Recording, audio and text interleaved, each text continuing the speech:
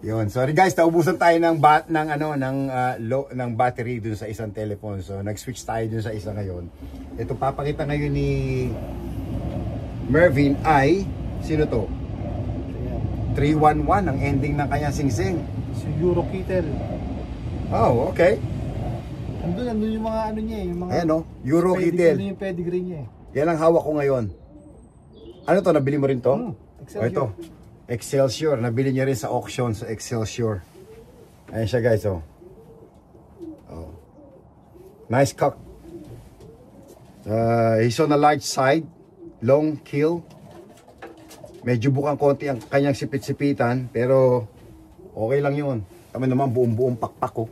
Yung wala ka ng talagang sprinter talaga, oh. Kapal, oh.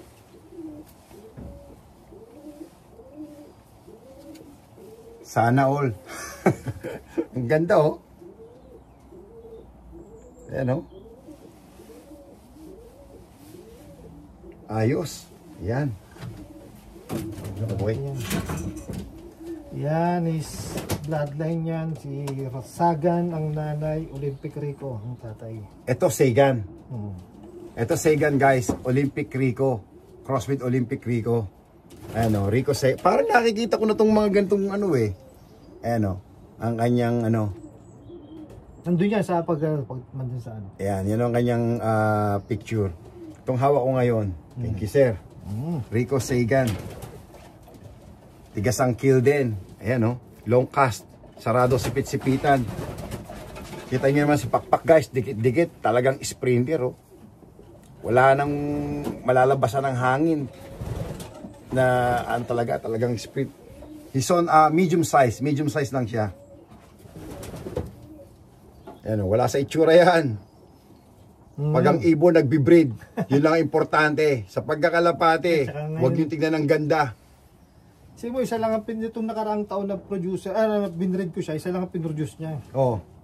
Wala na. Nilabang ko siya ng young bird ng 5 months pa lang.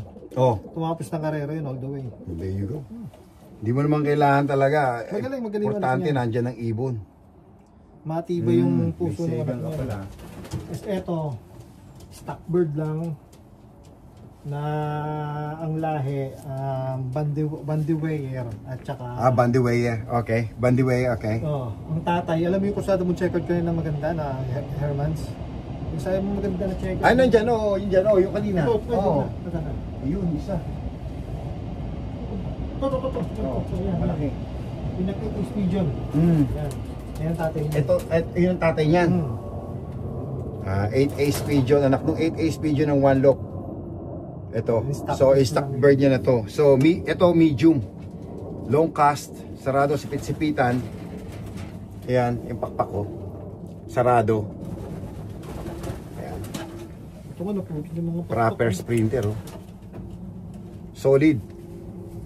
Maayos yung ibon. Sana mag-produce sa kanya kay Mervin to, maraming winner pa to. Bali direct son of 8 ace pigeon.